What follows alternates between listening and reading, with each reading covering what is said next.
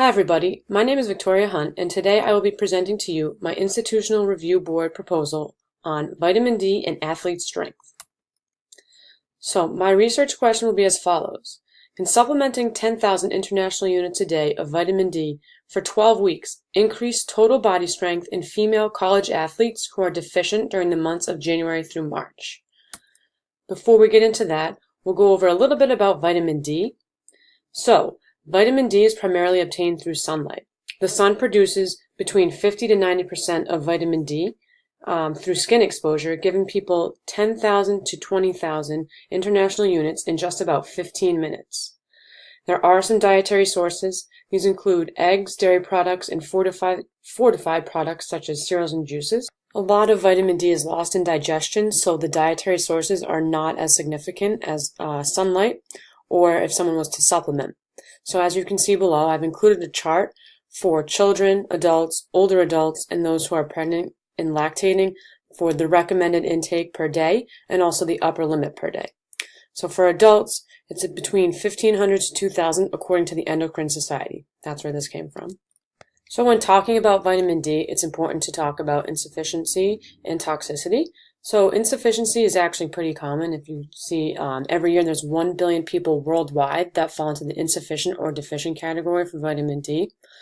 Insufficiency includes things such as feelings of fatigue, bone and joint pain, and change in mood. There's a few things that can affect insufficiency levels.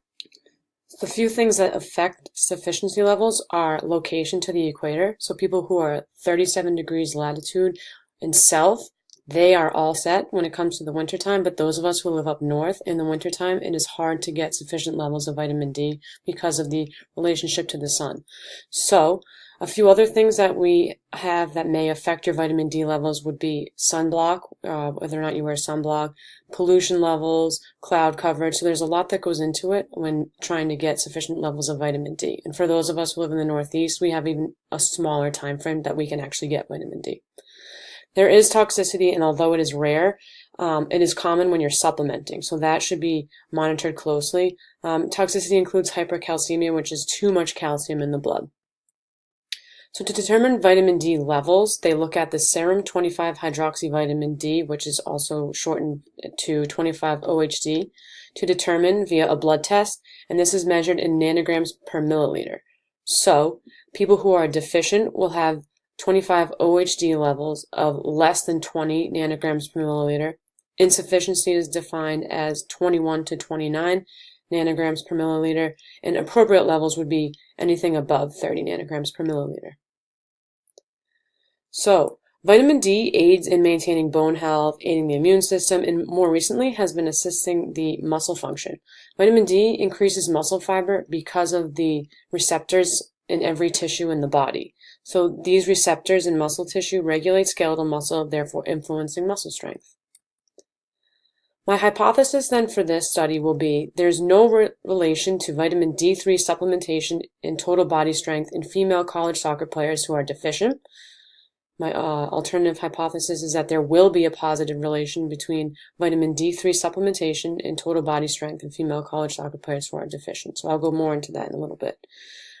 So past studies have shown that a large population of individuals are insufficient or deficient during their season. So again, we talked about in the fall and spring, a lot of times these athletes find themselves with sufficient levels. However, winter athletes are those who struggle the most. So one study was about D1 athletes from Wyoming, and it illustrated that lower vitamin D levels in winter athletes, as I said, versus fall and spring. Another was on 280 NBA players, aged 18 through 27, who were tested like they normally do in the combine. It was just this was a regular medical exam that all the players go through before trying out.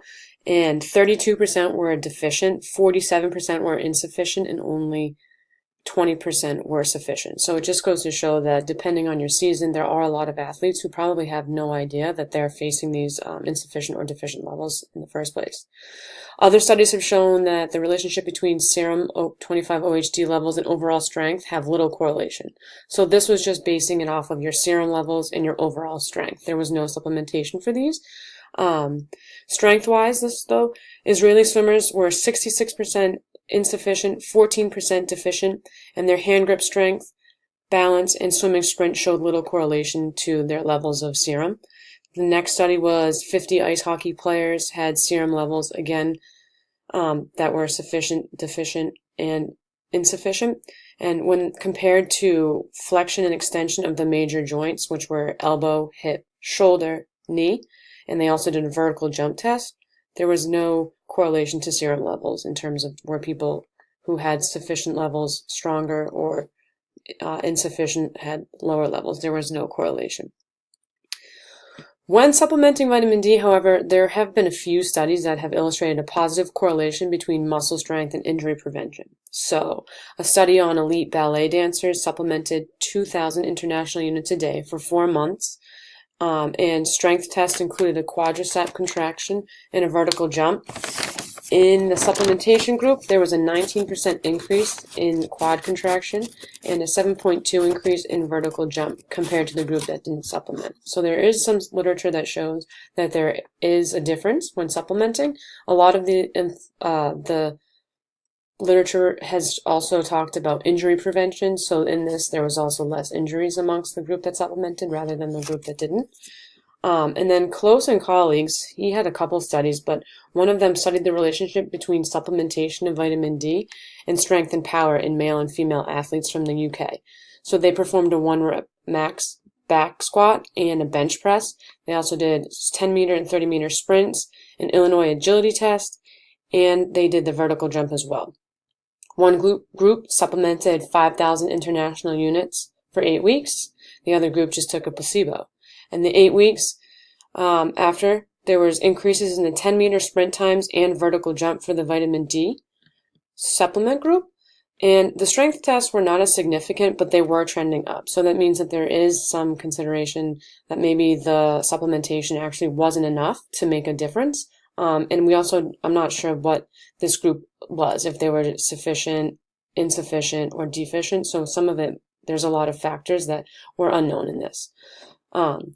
So, moving on, this current study will be one of the first of its kind then to study a population that's deficient and compares overall strength. So, the participants will be 75 females from Division III colleges in Massachusetts, ages 18 to 23. These females must be on their soccer team at their school, and they must have a serum 25 OHD level of less than 20 nanograms per milliliter in order to be considered for this study. So we'll be only looking at those who are deficient. So again, participants must not have supplemented with vitamin D within the past 3 months for the study. They cannot use tanning beds during the course of the study. They cannot visit anywhere south of 37 degrees latitude during the study. And other inclusion criteria include participants under 18 or those with a medical condition that may jeopardize their overall safety. Some of the methods. So, a blood draw will be determining the eligibility of these participants. Prior to supplementation, though, they'll be performing 5 strength tests. So, the hand grip test using a dynamometer, which is a well-rounded measurement tool that in a lot of studies that we've seen. They'll do a 1-rep max back squat, a 1-rep max bench press, and the way to do this is that these athletes will, before anything happens, they'll be shown exactly how to perform these movements. They will go up, they'll test, they'll get to the highest weight possible where they have success. If they successfully complete one, for example, at 100 pounds, we'll add maybe 2.5 so that they get to 105. If they fail, then we take their 100 pounds would be the marking that they use for their 1-rep max. If they make that lift and they continue adding weight until failure. The next test will be a 1-minute push-up test. So the clock will start at 0. In 1 minute, they will be completing as many push-ups with proper form as possible. And then the front and left side plank hold will be the same. That will start with 0 on the clock. With proper form, they hold the plank for as long as possible. The clock stops when the individual comes down. There will be a questionnaire about ethnicity, height and weight, age, and the diet and lifestyle portion just to get a little more insight on vitamin D and habits that might impact the levels.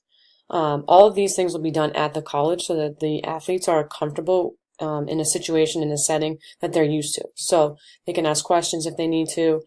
This questionnaire is optional. If they don't want to answer all the questions, that's fine. We're just looking to get a little bit of background on each of the individuals. They're also going to be getting an app that they will download to their phone that will be completely anonymous. There's no login information, but this app is going to be a tracking and a reminder app. So if they do download it, it will remind these individuals daily to take their supplement, and then they can kind of click that they did take the supplement, and this will be used at the end to gather the data. And then from here, once this is done and the testing, the pre-tests have been done, and they begin their first supplement of 10,000 international units a day for the next 12 weeks. One thing to mention is that I did talk earlier about toxicity. So every 3 weeks, in order to prevent toxicity, serum levels will be tested and vitamin D intake will be corrected if necessary amongst these individuals. But because they're deficient, I think after 12 weeks, they may be, for the most part, all set. Again, this all depends on other factors such as, dietary intake and things like that. So after the 12 weeks, serum levels will be collected again, and participants will retest their strength test in the same order of the pre-test, so that if we do the hand grip, the bench press, back squat, push-ups, and ab test, then that's how the order will be for the post-test as well. So that will be noted at the beginning. Some of the ethical considerations will be the informed consent. Again, at any point, an individual can drop out of this study. We're going to be assigning random numbers to compare the pre and post test. So individuals will come in and will be assigned a random number, so it's hard to identify them. The app will not require a login, as I mentioned. We'll do our best to keep participants anonymous. A lot of times colleges will put a roster up on their website with names and numbers and things of that nature. So we will be doing our best to keep this very anonymous. However, there is the chance that people can look up on the website to see who was potentially taking part in it. The only people that will be handling all the information will be the researchers. The data will be stored and locked in a file cabinet at an off-campus site, and after the study, the information will be completely destroyed. A few of the risks to this is that there might be pain at the site of blood draw, there's slight bleeding, and the risk of feeling lightheaded after the draw. There's also the chance for a hematoma when drawing blood. The strength test, as much as we'll review how to do them correctly, and there will be a spotter, there is a chance for injury, and as I mentioned, excess vitamin D leading to toxicity. Only a few benefits to this. A lot of people may not know their vitamin D serum levels, so by the end of the study, all these participants will know before and after how the supplementation worked. They'll know their vitamin D levels. And if you're really into weightlifting, I guess, I would like to know my strength test numbers. I do it all the time. So they'll be able to know their 1 rep max for two lifts and their hand grip dynamometer test. So that's kind of cool.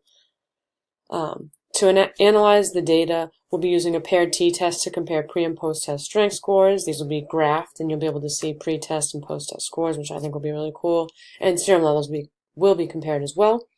Some of the limitations will be, as a college athlete, I didn't always remember to do things that I was supposed to do in college because of other activities I like to take part in. So there just definitely could be some inconsistency with supplementation levels, which we expect. The app is going to try and help that. The supplementation level is a limitation as well. There's not many studies that have had consistent supplementation levels, so we're guessing with 10,000, but this could be too much or not enough. We're not giving a training plan because that would then it's actual strength. They're working for 12 weeks to develop strength. So we don't want a training plan, but it might be recommended for the next study. And because we only have 75 females aged 18 through 23, the sample size is a limitation as well. It is expected that serum levels will increase significantly, and the strength score will show a slight increase after 12 weeks of supplementation. Future studies can use this as a guideline for supplementation. Like I said, there hasn't been a limit. We've seen 4,000 in a study, 5,000. 10,000 is definitely a lot, but that will be something future studies can look at. There's still a large population to be studied. I'm looking at females who are deficient aged 18 through 23, but there's males, adult, 30-plus-year-old females and males. There's children. So there's a lot that we haven't covered in this study. This is a very, very small portion. But this can be a supplement that trainers look to suggest to clients or athletes in the future if it does turn out that strength is increased greatly or enough that, someone would suggest it.